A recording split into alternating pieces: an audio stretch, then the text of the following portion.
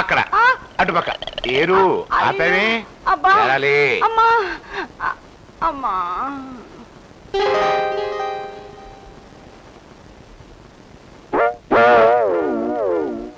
ఈ పల్లెటూరు బయటిని కోడలుగా చేసుకోవటం కాదు గాని చివరికి నా బ్రతికి ఇలా తగలడింది.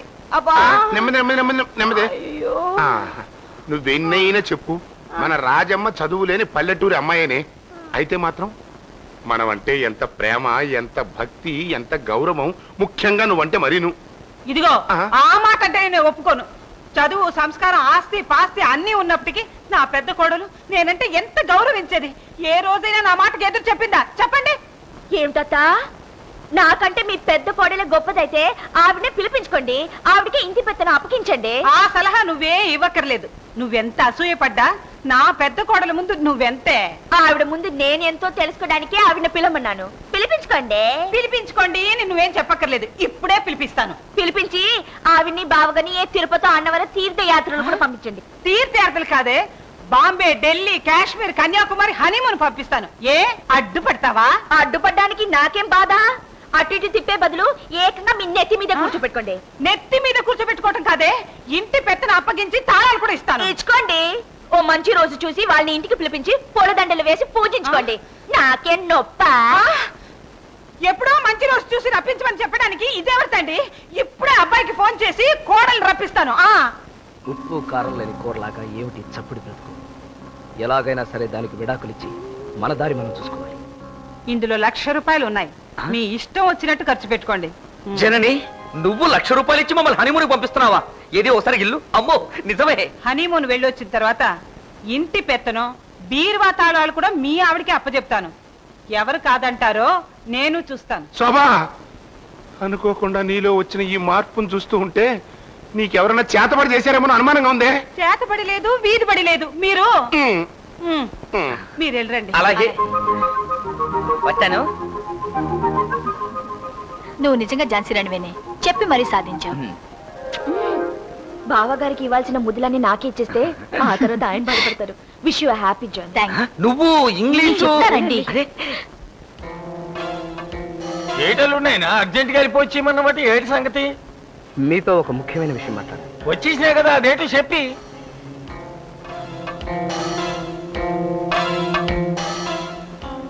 ఇది తీసుకోండి. ఎందుకు? ఇందులో 2,00,000 రూపాయల డబ్బులు. 2 లక్షలు? అబ్బా, ఈ సంతోషాన్ని నేను భరించలేను. ఇంతకీ అల్లున్నాయనా, ఈ డబ్బు నాకు ఎందుకు ఇచ్చినట్టు? నేను బాగా ఆలోచించి ఒక నిర్ణయానికి వచ్చాను. ఏంటది? నేను మీ అమ్మాయికి డైవర్స్ ఇస్తున్నాను. ఇచ్చేయి. మీరిద్దరూ మొగుడు పేళాలైనప్పుడు దానికి నువ్వు ఏదైనా ఇస్తానంటే నీ వద్దంటానేటి? మా రాజమ్మ తల్లి అంటే నీకు పేణం, మీరిద్దరు అంటే నాకు పేణం. ఇచ్చేయి. ఈ డబ్బు నిజంగా నాకు ఇచ్చేసినట్టేనా? మళ్ళీ అడగవు కదా? అయితే ఇచ్చేయి. ఇదిగో అల్లుడైనా, నేను వెళ్ళిన తర్వాత మళ్ళీ వెనకాలి ఓ మడిసిని పంపించి నా బుర్ర పగల కొట్టించి డబ్బు లాగేసుకు అట్టటోడు కాదులే, నువ్వు మంచోడివే.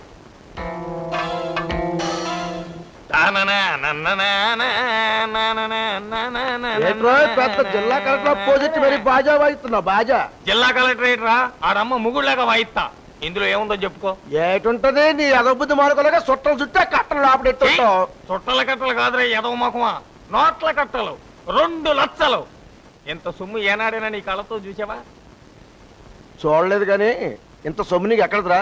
ఇజిపురాలు పడుకుంటే బీరువాళ్ళని తీసి పెట్లేట్ తోసుకొచ్చేస్తున్నావా? దొంగతనం చేయాల్సిన కర్మ నాకేట్రా ఉడత మొఖం నాయాలా. అల్లుడే సోయానా బహుమానంగా ఇచ్చాడు. బహుమానమా? 2 లక్షలు ఎందుకో? మన రాజమ్మ తల్లి అంటే అల్లుడికి పేణం కదా. అవును. ఆ రాజమ్మ తల్లికి అల్లుడు అదేటది? డైవోర్స్ ఇస్తా అన్నాడు. సరే ఇచ్చేసుకో అన్నా, ఇది నాకు ఇచ్చాడు. మరి ఎదవా, డైవోర్స్ అంటే అర్థం ఏంటో నీకు తెలుసా? అదే కొత్తగా పెళ్ళైన మొగుడు పెళ్ళాలు ఇద్దరు కలిసి ఎక్కడికో అలా వెళ్ళిపోతారు. దాన్ని హనీమూన్ అంటారా? డైవోర్స్ అంటే ఇడాకులు అనమాట. ఇడాకులంటే మన రాజమ్మ తల్లితో సంబంధం తెగదెంపులు చేసుకుని దాని బొత్తుకు అగ్గెట్టేస్తున్నాడు అల్లుడు. ఒగ్గేస్తున్నాడా? నా కూతురు ఏం తప్పు చేసిందో ఒగ్గేస్తున్నాడు. అసలు పెళ్ళే చేయనంటే కాదా ఎలా పడి బతిమలాడి మోలు తీరిన తర్వాత ఇప్పుడు ఒగ్గేస్తానంటాడా? ఉండే ఆ సంగతి తెలుస్తా. ఆగన్నా, నువ్వు అలా చేస్తే మాత్రం అల్లు మన అమ్మ నేలుకుంటాడు గ్యారంటీ ఏంటి? పై ఎంత సొమ్ము చదివించుకుంటాడంటే ఇదేదో బాగా ఆలోచన చేస్తున్న పని అనమాట. పైగా ఇది ఆళ్ళు ఆడబడగం మనం ఏం చేస్తాం? ఆహా అక్కడ మనకేనేంటి బలం బలగం లేంది ఉండు మనూరెళ్ళి మనోళ్ళందరినీ లాక్కొచ్చి ఇలా సంగతి ఏంటో తేలుస్తా. ఆగన్నా, నువ్వు ఈ డబ్బుతో ఊరు దాటామంటే దొంగతనం చేసి వెళ్ళిపోయావని పోలీస్ కంప్లైంట్ ఇచ్చేస్తారు అదెవరు? అవును ఎంత పని చేసినోడు ఈ పని మాత్రం చేయడం నమ్మకం అయితే ఓ డబ్బులు ఆ. నువ్వు వెంటనే మనూరు వెళ్ళి పంచాయతీ ప్రెసిడెంట్ కాడి నుంచి గోచి పెట్టిన ప్రతి మోగోని లాక్కురా వీళ్ళ సంగతి ఏంటో తేలుతా. అలాగే అడ్డు ఏవడ్రా అడ్డొచ్చిందని కదా నేను వచ్చాను. ఆడు చేసింది న్యాయంగా ఉందా అని అడుగుతున్నాను. ఆడింతకు తెగించాక ఇంకా న్యాయం గురించి ధర్మం గురించి చూస్తావేంటయ్యా? ఆడికి ఎలా బుద్ధి చెప్పి ఆ రాజమ్మ బతుకు న్యాయం చేస్తానో నువ్వే చూస్తావుగా. నువ్వు అక్కడే చేయడం కాదురా, ఊరంతా వచ్చాడు బుద్ధి చెప్పాలా. అందుకే హనుమంతుడు పంపించాడు. మేమంతా తగలడి ఆ కుర్రోడికి ఎలా గడ్డెట్టి తగలడతామో మీరే చూసి తగలడుతురు. అది రే, నేను ఊళ్ళోకి వెళ్ళి మిగతా వాళ్ళు కుదరేసుకొస్తాను. ఈలోగా మీ వాళ్ళు కుదరై. నువ్వు పద. మామూలుగా కుదిరెత్తే రాజీ అయిపోయినా అయిపోవచ్చు. మనూరి పెద్ద మనుషులతో పాటు 10 మంది ఓర్రౌడిగాలను కూడా తీసుకెళ్లిపోయి వాళ్ళందరినీ ఒక బాధించేసి ఆ రాజమ్మని తీసుకొచ్చి పెళ్లి చేసుకోకపోతే నా పేరు బుల్లిబాబే కాదు. అధికారుల వైఖరి వల్ల ఆగిన సభ్యుల నమోదు. ఈ నెల 1వ తారీఖు నుంచి విద్యుత్ శక్తి సరఫరాలో 50% కోత. ఆ? ఏమిటయ్యా మీ ఊరు జనానందరిని తీసుకొచ్చావు? రేపు వీళ్ళ ఊళ్ళో జరగబోయే సంబరాలకి చందా అడగడానికి వచ్చి ఉంటారు. సందాలటానికి కాదు, మీ అబ్బాయి చేసిన అదో పనికి బుద్ధి చేయడానికి వచ్చాం. మేమే కాదు మా వెనకదల బస్సులో ఇంకా చాలా మంది తగలడుతున్నారు. అసలు మీరు తగిలేసిన కనకారం ఏంటి అని. ఏమిటయ్యా నువ్వు అనేది? మా ఇంటికి వచ్చి మా మీద నీ ఇష్టం వచ్చినట్టు మాట్లాడతావేటి? అవును నువ్వేంటయ్యా ఏడుతా వచ్చావేటి? నేను వీళ్ళతో రావడం కాదు, నేనే ఊరెళ్ళి వీళ్ళందరూ లాక్కొచ్చాను. ఎందుకు తీసుకొచ్చావు? ఎందుక బెల్లంతో ఎలా కాపురం చేయాలో తెలియదు నీకు. బాగా బుద్ధి చెప్పి గడ్డి తినిపిందామని. Don't talk rubbish. ఇది నా సొంత విషయం. ఇందులో జోక్యం చేసుకోవడానికి మీరెవరు? అసలు మీ అందరిని ఎవరు రమ్మన్నారు? నేనే రమ్మన్నాను. మీ అమ్మాయికి నేను విడాకులు ఇస్తున్నానని మీకు ఖచ్చితంగా చెప్పాను. అందుకు 2 లక్షలు క్యాష్ కూడా ఇచ్చాను. ఇప్పుడు ఈ గొడవ ఏమిటి? నువ్వు చెప్పిన దానికి అర్థం తెలియక డబ్బులు తీసుకున్నాడు కానీ డబ్బు కోసం మా అమ్మాయి జీవితాన్ని నాశనం చేసుకుని ఏదో చూడవా? నువ్వు ఆ అమ్మాయికి విడాకులు ఇవ్వటం ఏమిటి? నువ్వే వాళ్ళకి ఎదురు డబ్బులు ఇవ్వటం ఏమిటి? ఈ కోతులిద్దరూ వాళ్ళు జనాన్ని వేసుకుని మన ఇంటి మీద రావడం ఏమిట్రా? నేను రాజమ్మని కావాలనే పెళ్లి చేసుకున్నాను. కానీ ఇక మీదట ఆవిడతో కలిసి కాపురం చేయడం నా వల్ల కాదు. అదే నా కూతురు ఏం తప్పు చేసిందని దాన్ని నొగ్గేస్తానంటున్నావు. నీ కూతురు చేసిన తప్పు 3వ మనిషికి చెప్పుకోలేదు. అయినా మీ ఊరు నుంచి ఇంతమంది జనాన్ని కత్తులతోనూ కటారులతోనూ తీసుకొచ్చి నన్ను నిలదీస్తున్నావు కాబట్టి నీతో నిజం చెప్తున్నాను. ఏ భర్త అయినా తన భార్య నుంచి కనీసం సంసార సుఖాన్ని కోరుకుంటాడు. నీ కూతురు నాకు ఆ సుఖాన్ని ఇవ్వకపోగా తన మొండితనంతోనూ మూర్ఖత్వంతోనూ నా సహనాన్ని చంపేసింది. ఇలాంటప్పుడు నేను విడాకులు ఇవ్వడం తప్ప? తప్పున్నారా? నువ్వే కాదు 25 సంవత్సరాల క్రితం నేను కూడా పెళ్లి చేసుకు తగలడ్డాను.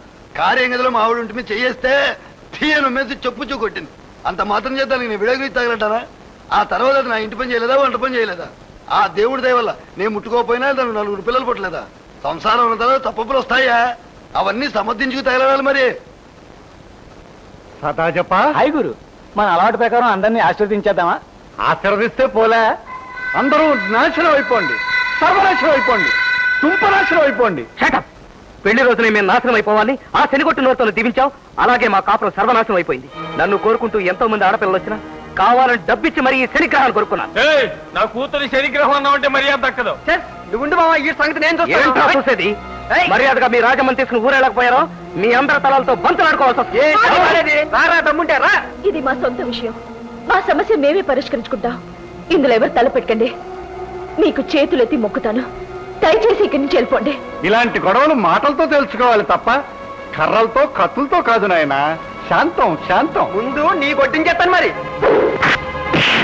ఇది మన దీవెనలకు సమయం కాదు, నిష్క్రమించడం మంచిది. ఇంకా చూస్తాను, 4 కొట్టించండి.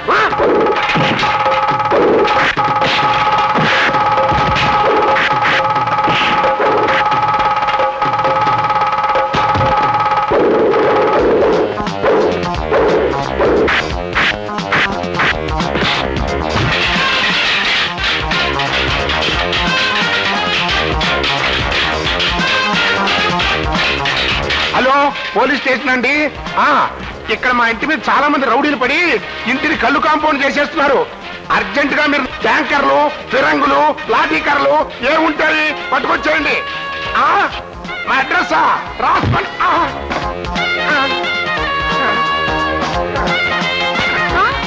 ఏ గాడిద కొడుకురా నా మొగుడిని కొట్టింది? ఈ గట్టి కొడుకే. అబ్బా, అబ్బా.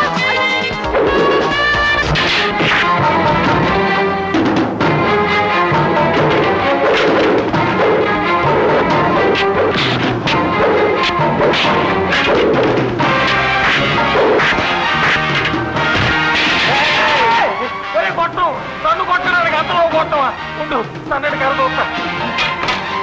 ఇదిగో కొట్టు.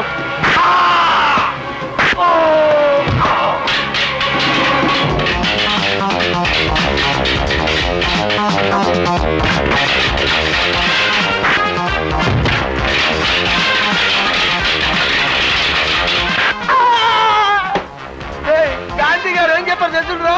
ఏడు చెప్పాడు. ఎడం చంప మీద కొట్టివాడు కుడి చంప చూపించాలన్నారు, ఆ ప్రకారం చూపిస్తాను.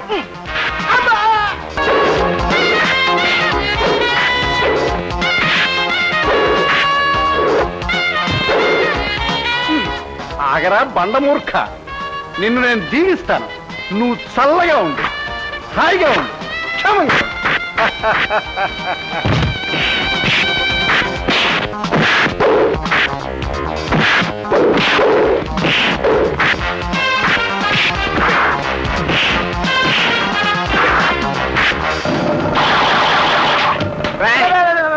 అలాగూ నిన్ను దీవిస్తా. చల్లగా ఉండు అమ్మా, హాయిగా ఉండు అమ్మా, క్షేమంగా ఉండు అమ్మా.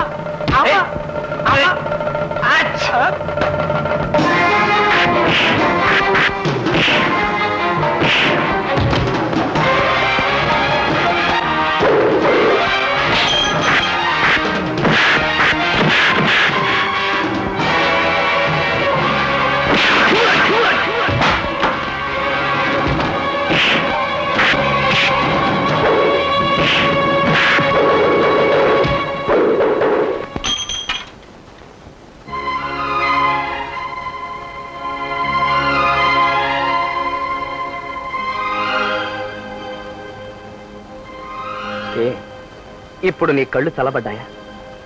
నా భార్యగా నా మాట ఎప్పుడూ వెళ్ళలేదు. ఒక ఆడదానిగా నీ కర్తవ్యం మర్చిపోయావు. ఈ ఇంటి కోడలిగా మా ఇంటి పరువు ప్రతిష్టలు కూడా మర్చిపోయి ఇంత రాద్ధాంతం జరిపించావు. ఇలా జరుగుతుంది అనుకోలేదు. అనుకున్నది ఒకటే, జరిగింది ఒకటి. బాయా బాయా అని పిలిచావో పళ్ళు రాలిపోతాయి, జాగ్రత్త. ఇప్పుడు జరిగిన దానికి పోలీసులు రావడం, కోర్టుకి ఎక్కడం, అందువల్ల మా ఇంటి పరువు పోవడం, నో, ఈ అవమానాన్ని నేను భరించలేను. ఆవేశపడకండి, దయచేసి నేను చెప్పేది వినండి. వినడానికి ఏం మిగిలిందని నువ్వు చెప్పాలనుకుంటున్నావు? నా శక్తి సామర్థ్యాలన్నీ ఉపయోగించి ఒక పల్లెటూరు మొద్దుని 10 మంది మెచ్చుకునే ఆడదాల్లా మార్చాలని విశ్వ ప్రయత్నం చేశాను. అందువల్ల మనశ్శాంతి కోల్పోయాను, చిత్రహింసలు అనుభవించాను. ఇక నాకు మిగిలింది ఒక్కటే, నువ్వు ఈ ఇంటి నుంచి బయటకు వెళతావా, లేకపోతే నన్ను లోకం నుంచే శాశ్వతంగా బయటకు వెళ్ళిపోమంటావా? ఏమండి, నన్ను కాస్త మాట్లాడివ్వండి. No more argument. Stop it. Will you please stop it and listen to me. I am not an idiot or stupid country girl. నేను ఎంఏ పోస్ట్ గ్రాడ్యుయేట్ ని.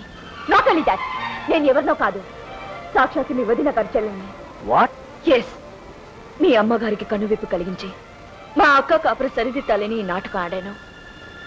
మీరు బాధ్యత లేకుండా తిరిగే మనిషే తప్ప వ్యక్తిగా చాలా మంచి వారిని ఇష్టపడి మరీ పెళ్లి చేసుకున్నాను. అది తప్పైతే చెప్పండి, నేను ఇప్పుడే వెళ్ళిపోతాను. ఈ ఇంటి నుంచే కాదు, మీ జీవితం నుంచి శాశ్వతంగా వెళ్ళిపోతాను. చెప్పండి. Rajamma. No, I'm not Rajamma, I'm Jhansi. నువ్వు పేర్లోనే కాదు, స్వభావానికి కూడా ఝాన్సీరాణి కాబట్టి పల్లెటూరు పిల్లగా నటించి మా తప్పులన్నిటికీ మంగళం పాడేశాం. ఝాన్సీ. మధ్యలో ఇదెంత? ఓ సారీ. మూలిగే నక్క మీద తాటిపండు పడ్డట్టు ఈ కత్తులు కటార్లు ఇసరడాలేట్రా నాయన. గట్టిగా దెబ్బలు తగిలాయా నాన్న? నే బాధపడుతున్నది ఈ దెబ్బల గురించి కాదమ్మా. ఎంతకాలం నా రాజమ్మ తల్లి దొరికిందని సంతోషపడ్డాను. మీ నాటకం తెలిసిన తర్వాత నేను మళ్ళీ అనాథమైపోయాను. నువ్వేమి బాధపడకయ్యా. వాళ్ళు ఆడిన నాటకంతో అల్లకల్లోలంగా ఉండే మా ఫ్యామిలీ గాంధీ గారి ఆశ్రమంలాగా ప్రశాంతంగా మారింది. ముఖ్యంగా నా శోభ నాకు విలువవడం మొదలెట్టింది. ఒక మంచి పని కోసం నాన్నగా మార్చుకున్నా ఇంత మంచి నాన్నకి నేను జీవితాంతం కూతురుగానే ఉంటాను నాన్న. మీ రాజమ్మ ఎక్కడున్నా సరే వెతికి తీసుకొచ్చి అవసరమైతే నా రెండో పెళ్ళంగా చేసుకునే పుచ్చి నాది మామాశ్రీ. ఇంకేంటన్నా, మా నాటకం వల్ల నీకు నీ కూతురు దొరుకుతుంది, 2 లక్షల క్యాష్ దొరికేసింది. ఏదో డబ్బు నాకెందుకురా, మా ఝాన్సీ నాకు మనవని కనిస్తుంది కదా, ఆడికి బహుమానంగా ఇచ్చేస్తా. మీరు బహుమానం ఇస్తారు, కానీ మాకు పిల్లలు పుట్టాలిగా. ఎందుకు పట్టరయ్యా? ఎలా పుడతారండి? పెళ్ళై మాకు ఇన్ని నైట్లైనా ఇంకా ఫస్ట్ నైట్ కాలేదుగా. మీరందరూ అనుమతిస్తే అంటే మళ్ళీ 2 లక్షలు నా చేతిలో పెట్టి మా అమ్మాయిని ఒగ్గీయడమా ఏంటి? ఎంత మాత్రమూ కాదు, పరంతు ఫస్ట్ నైట్ అంటే శోభనం అన్నమాట. అయితే ఇప్పుడే పరంతు.